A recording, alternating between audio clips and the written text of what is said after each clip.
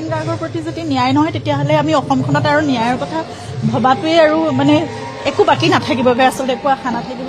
সেইটোৱে আমি এটা প্ৰক্ৰিয়া চলি আছে। গতিকে খৰতকীয়া হোৱাটো ক্ষিপ্ৰতাৰে আমি এটা উত্তৰ পোৱাটো আমি সকলোৱে বিচাৰি আছো আৰু ছমাহলৈকে বহুত ধৈৰ্যৰে আচলতে আমি বাট চাইছো। এতিয়াও আমি সকলোকে আগবাঢ়িবই পৰা নাই। আমি সেই 19 ছেপ্টেম্বৰ তাৰিখটোতে সকলো স্থবিৰ হৈ গলো আৰু গোটেই অসমখনৰ মানে জুবিন প্ৰেমী সকলোৱে এটা উত্তৰ বিচাৰি আছে। গতিকে আমি সেই ব্যৱস্থাটো ক্ষিপ্ৰতৰ হোৱা বিচাৰিছো, সঠিক দিশত হোৱাটো বিচাৰিছো আৰু দুখীয়া শাস্তি পোৱাটো বিচাৰিছো। কাৰণ জুবিন গাৰ্গৰ প্ৰতি যদি ন্যায় নহয় তেতিয়াহ'লে আমি অসমখনত আৰু ন্যায়ৰ কথা ভবাটোৱে আৰু মানে একো বাকী নাথাকিবগৈ, আচলতে একো আশা নাথাকিব। গতিকে আমি সেইটো মানে আশা কৰিছো, আমি অনুৰোধ কৰিছো, আমি দাবী কৰিছো সকলোৱে যাতে জুবিন গাৰ্গৰ ন্যায় প্ৰক্ৰিয়াটো খৰতকীয়া হওক, সোনকালে আমি এক উত্তৰ পাওঁ।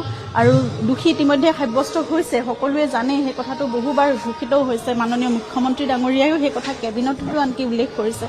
গতিকে এটা হত্যাকাণ্ড নিচিনা এটা শব্দ জুবিনৰ নিচিনা এজন সত্তাৰ লগত এজন মানুহৰ লগত জড়িত হৈ পৰিলে যেতিয়া দোষীয়ে শাস্তি পাবই লাগিব।